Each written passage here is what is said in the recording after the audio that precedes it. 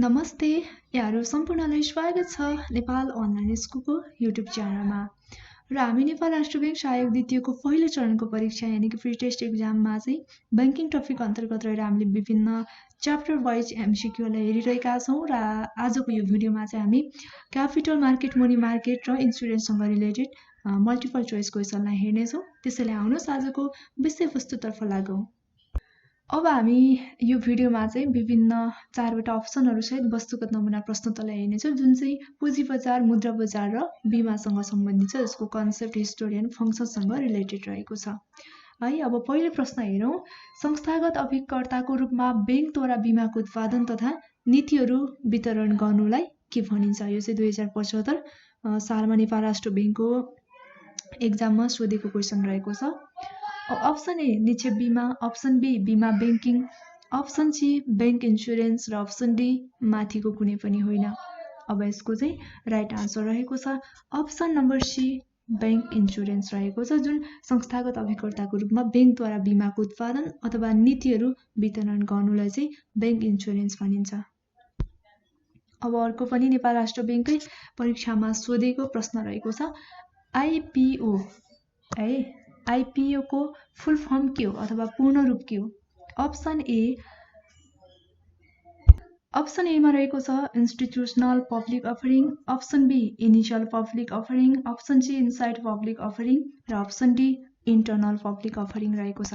अब यसको चाहिँ राइट आन्सर रहेको छ option number B initial public offering रहेको छ आइपिओ को फुल फर्म।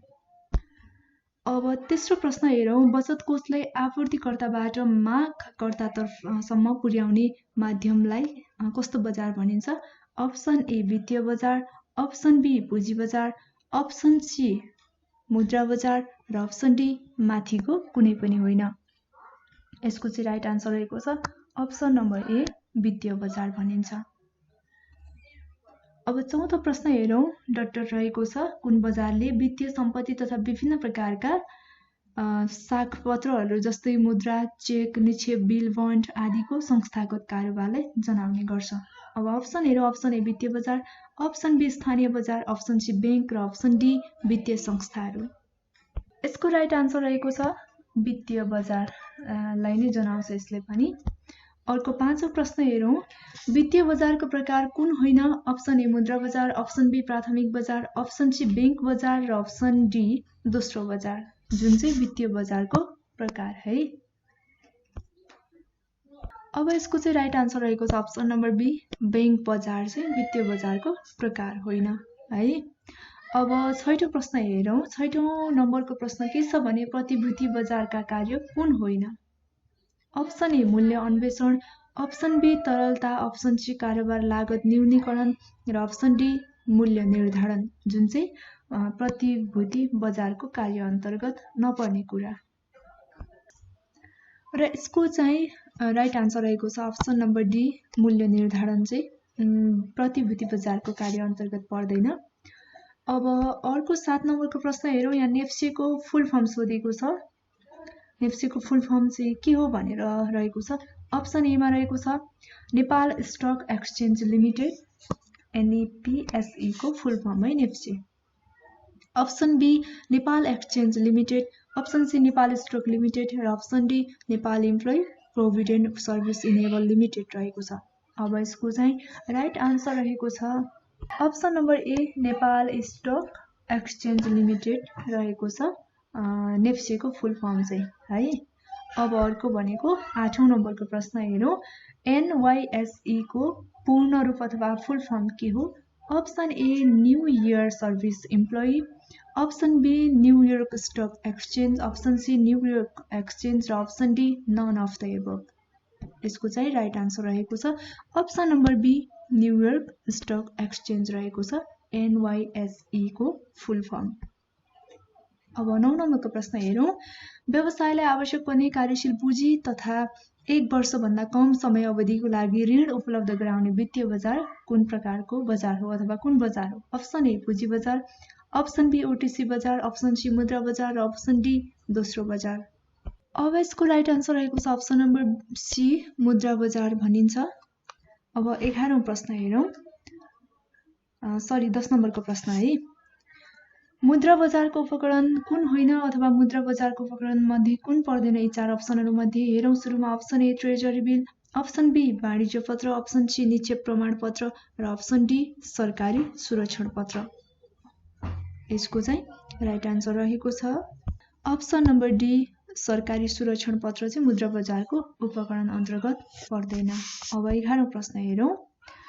1 वर्षभन्दा बढी परिपक्व अवधि भएका प्रतिभूतिहरूको खरिद बिक्रीमा संलग्न बजारलाई के भनिन्छ? अप्सन ए वित्तीय बजार, अप्सन बी पुँजी बजार, अप्सन सी बीमा बजार, अप्सन डी मुद्रा बजार।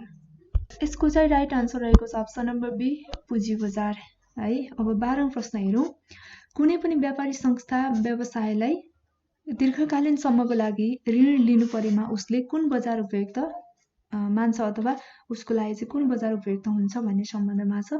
अप्सन हेरौँ एमा वित्तीय बजार, अप्सन बी पुँजी बजार, अप्सन सी बीमा बजार र अप्सन डी मुद्रा बजार। अब यसको पनि राइट आन्सर रहेको छ अप्सन नम्बर बी पुँजी बजार, जुन चाहिँ व्यापारी त्यसपछि संस्था व्यवसायलाई दीर्घकालीन लङ टर्मको लागि चाहिँ लोन लिनु परेमा चाहिँ पुँजी बजार चाहिँ क्यापिटल मार्केट उपयुक्त हुन्छ।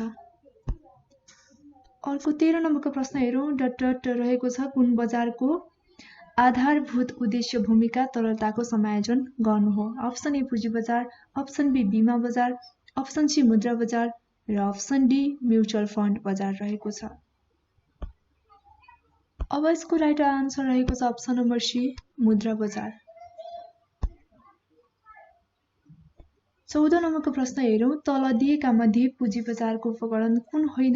अप्सन ए बन्ड तथा डिभेन्चरहरू, अप्सन बी सरकारी सुरक्षण पत्र, अप्सन सी पूर्वाधार सेयर र अप्सन डी उपभोक्ता साख कर्जा रहेको छ, जुन चाहिँ पुँजी बजारको उपकरण अन्तर्गत नपर्ने अथवा होइन है। यसको राइट आन्सर रहेको छ अप्सन नम्बर डी उपभोक्ता साख कर्जा चाहिँ जुन पुँजी बजारको उपकरण अन्तर्गत पर्दैन है। अब 15 नम्बरको प्रश्न हेरौँ। प्राथमिक बजारमा पुँजी निष्कासन गर्न कुन विधिको प्रयोग गरिन्छ अथवा कुन विधि हो?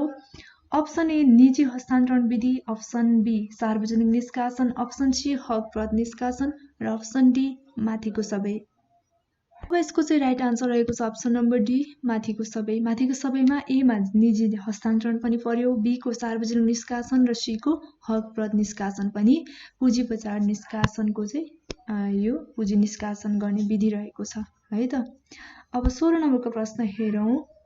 जुनसुकै व्यक्ति वा संस्थाले खरिद गर्न पाउने गरी प्रतिभूतिहरूको बिक्री गर्ने कार्यलाई के भनिन्छ? अप्सन ए निजी हस्तान्तरण, अप्सन बी सार्वजनिक निष्कासन, अप्सन सी हकप्रद निष्कासन र अप्सन डी माथिको कुनै पनि होइन।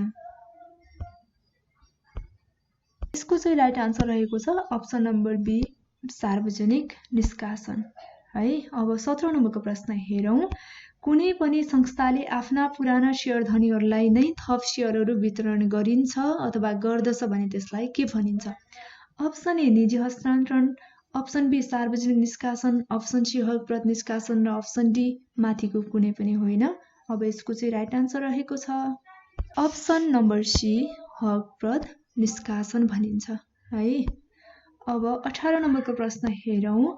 संसारको सबैभन्दा ठुलो धितो पत्र बजार कुन हो? Option A New York exchange, option B American stock exchange, option C Tokyo stock exchange र option D Bombay stock exchange रहेको छ, जुन चाहिँ संसारको नै सबैभन्दा ठुलो धितो पत्र बजार है। यसको चाहिँ राइट आन्सर रहेको छ अप्सन नम्बर ए न्युयोर्क एक्सचेन्ज रहेको छ। अब 19 नम्बरको प्रश्न हेरौँ। सङ्गठित धितो पत्र बजारको रूपमा नेपालमा सर्वप्रथम कुन संस्था स्थापना भएको थियो? Option A Nepal stock exchange limited, option B securities marketing centre, option C securities market of Nepal र option D Nepal securities market. अब यसको चाहिँ सङ्गठित धितो पत्र बजारको रूपमा है नेपालमा सर्वप्रथम स्थापना भएको कुन हो भन्दाखेरि यसको चाहिँ राइट आन्सर रहेको छ option number B securities marketing centre रहेको छ। अब 20 नम्बरको प्रश्न हेरौँ। नेपाल स्टक एक्सचेन्जको कार्य कुन हो? अप्सन ए प्रतिभूतिहरूको सूचीकरण, अप्सन बी कारोबारको लागि व्यापारिक कक्ष उपलब्ध गराउनु, अप्सन सी ओटिसी बजार सञ्चालन गर्नु र अप्सन डी माथिको सबै, जुन चाहिँ नेपाल स्टक एक्सचेन्जको कार्य है। यसको चाहिँ राइट आन्सर रहेको छ अप्सन नम्बर डी माथिको सबै। अब 21औं प्रश्न हेरौँ। यहाँ नेप्सेको पुँजी संरचनामा है सबैभन्दा बढी अंश कसको छ? अप्सन ए नेपाल राष्ट्र बैंकको, अप्सन बी राष्ट्रिय वाणिज्य बैंकको, अप्सन सी नेपाल सरकारको र अप्सन डी सञ्चय कोषको। यसको चाहिँ राइट आन्सर रहेको छ सबैभन्दा बढी पुँजी नेपाल सरकारको रहेको छ। Option number C right answer है। अब 22औं प्रश्न हेरौँ। डट बजारमा प्रतिभूतिको मूल्य वृद्धि भइरहेको छ। कुन बजारमा हेरौँ? Option A bull market, option B bear market, option C money market, option D capital market. अब यसको राइट आन्सर रहेको छ option number A bull market. अब 23औं प्रश्न हेरौँ। प्रतिभूति बजारमा प्रतिभूतिहरूको मूल्यमा निरन्तर रूपमा गिरावट आइरहेको छ भने त्यस्तो बजारलाई के भनिन्छ? Option A bull market, option B bear market, option C primary market र अप्सन डी मनी मार्केट। यसको चाहिँ right answer option number B. अब 24 नम्बरको प्रश्न हेरौँ। बीमाको महत्त्व कुन होइन? यो इन्सुरेन्सको इम्पोर्टेन्ससँग रिलेटेड छ है। कुन होइन भनेर सोधेको छ यहाँ हामीलाई। अप्सन ए आर्थिक सुरक्षा, अप्सन बी जोखिम न्यूनीकरण, अप्सन सी पुँजी बीमा र अप्सन डी दुर्घटना कमी। अब यसको चाहिँ राइट आन्सर रहेको छ अप्सन नम्बर डी दुर्घटना कमी गर्नु चाहिँ यो बीमाको महत्त्व अन्तर्गत पर्दैन अथवा होइन है। अब 25 नम्बरको प्रश्न हेरौँ। बीमा समितिको अध्यक्षलाई कसले नियुक्ति गर्छ अथवा नियुक्त गर्छ? अप्सन ए अर्थ मन्त्रालयले, अप्सन बी नेपाल सरकारले, अप्सन सी नेपाल राष्ट्र बैंकले र अप्सन डी माथिका कुनै पनि होइन। अब यसको चाहिँ राइट आन्सर रहेको छ अप्सन नम्बर बी नेपाल सरकारले बीमा समितिको अध्यक्षलाई नियुक्ति अथवा नियुक्त गर्छ है। अब यसै गरी 26 नम्बरको प्रश्न हेरौँ। बीमितले बीमा कम्पनीलाई तिर्ने शुल्कलाई के भनिन्छ? अप्सन ए बीमा शुल्क, option B bonus, option C commission र अप्सन डी क्षतिपूर्ति। यसको राइट आन्सर रहेको छ अप्सन ए बीमा शुल्क भनिन्छ। 27औं प्रश्न। तलका मध्ये कुन बीमाको विशेषता हो? अप्सन ए सहकारी प्रकृति, अप्सन बी जोखिम हस्तान्तरण, अप्सन सी आर्थिक सुरक्षा र अप्सन डी माथिको कुनै पनि होइन। अब यसको चाहिँ राइट आन्सर रहेको छ जुन बीमाको विशेषता भनेको चाहिँ माथिको सबै अप्सन नम्बर डी है। सहकारी प्रकृति पर्यो, जोखिम हस्तान्तरण पर्यो, अनि आर्थिक सुरक्षा आदि सबै परेको हुनाले option number D right answer रहेको छ।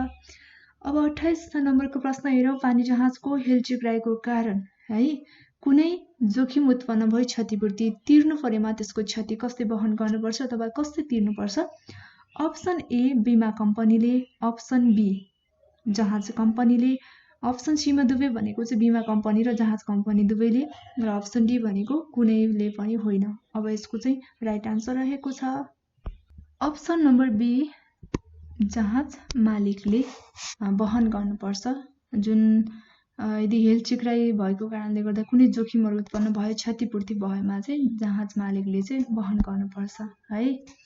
अब 29 नम्बरको प्रश्न हेरौँ। सामूहिक बीमाको महत्त्व कुन हो? अप्सन ए लुटपाट, चोरी, जहाज डुबानबाट हुने क्षतिबाट मुक्त हुनु, अप्सन बी अन्तर्राष्ट्रिय व्यापारमा वृद्धि र सहजता ल्याउनु, अप्सन सी ठुला आर्थिक सङ्कटबाट मुक्त हुनु र अप्सन डी माथिको सबै। अब यसको चाहिँ राइट आन्सर रहेको छ अप्सन नम्बर डी माथिको सबै है। जुन चाहिँ सामुद्रिक बीमाको महत्त्वमा लुटपाट, चोरी, जहाज डुबानबाट हुने क्षतिहरूबाट बच्नु होइन, अन्तर्राष्ट्रिय व्यापारहरूमा वृद्धि र सहजता ल्याउनु, अनि ठुला आर्थिक सङ्कटहरूबाट पनि बच्नु अथवा मुक्त हुनु चाहिँ सामुद्रिक बीमाको महत्त्व रहेको छ। अब 30 नम्बरको प्रश्न हेरौँ। बीमा समितिले आफूले गरेको काम कारबाहीको वार्षिक प्रतिवेदन को समक्ष पेश गर्नुपर्छ? अप्सन ए नेपाल राष्ट्र बैंक समक्ष, अप्सन बी नेपाल सरकार अर्थ मन्त्रालय समक्ष, अप्सन सी नेपाल सरकार उद्योग तथा वाणिज्य मन्त्रालय समक्ष र अप्सन डी माथिको कुनै पनि होइन। यसको चाहिँ राइट आन्सर रहेको छ अप्सन नम्बर बी नेपाल सरकार अर्थ मन्त्रालय समक्ष, जुन बीमा समितिले आफूले गरेको काम कारबाहीहरूको वार्षिक प्रतिवेदन पेश गर्नुपर्छ है। र आजको यो भिडियोमा हामीले जम्मा 30 वटा प्रश्नहरूको बारेमा छलफल गरिसकेका छौँ। जुन चाहिँ क्यापिटल मार्केट, मनी मार्केट र इन्सुरेन्ससँग रिलेटेड रहेका मल्टिपल चोइस क्वेसनहरूलाई हेरिसकेका छौँ है। र यो सँगसँगै आजको यो भिडियो चाहिँ हाम्रो प्री टेस्ट एक्जामको ब्याङ्किङ टपिक अन्तर्गतको अन्तिम भिडियो। हामीले अन्य च्याप्टर वाइज टपिकहरू अथवा टाइटलहरूमा चाहिँ हामीले छलफल गरिसकेका छौँ, भिडियोहरू बनाइसकेका छौँ। त्यसैले तपाईँले अन्य भिडियोहरू हेर्नुहोला, कस्तो लाग्छ सल्लाह सुझावहरू पनि दिनुहोला र तपाईँलाई के मन परेको छैन अथवा यो भइदिए हुन्थ्यो भन्ने लागेको छ, कुनै टपिक अन्तर्गतको चाहिँ कुनै टाइटलहरूमा तपाईँलाई केही अप्ठ्यारो भएको छ, बुझ्न चाहनुहुन्छ भने हाम्रो डिस्क्रिप्सनमा नम्बर रहेको छ, सो नम्बरमा चाहिँ कल गरेर तपाईँले डाइरेक्ट आफ्नो सल्लाह सुझावका साथसाथै आफ्ना मनका जुन प्रश्नहरू पनि राख्न सक्नुहुन्छ है। र आजको भिडियो यति नै। अर्को भिडियोमा चाहिँ हामी प्री टेस्टको सकिसकेका छौँ। अब ब्याङ्किङ टपिककै रिटन एक्जामको यानि कि सेकेन्ड पेपरको बारेमा हामी च्याप्टर वाइज भिडियो लिएर आउनेछौँ। त्यतिन्जेलसम्मलाई तपाईँ सम्पूर्णको बाँकी पल शुभ रहोस्। हवस् त, नमस्ते।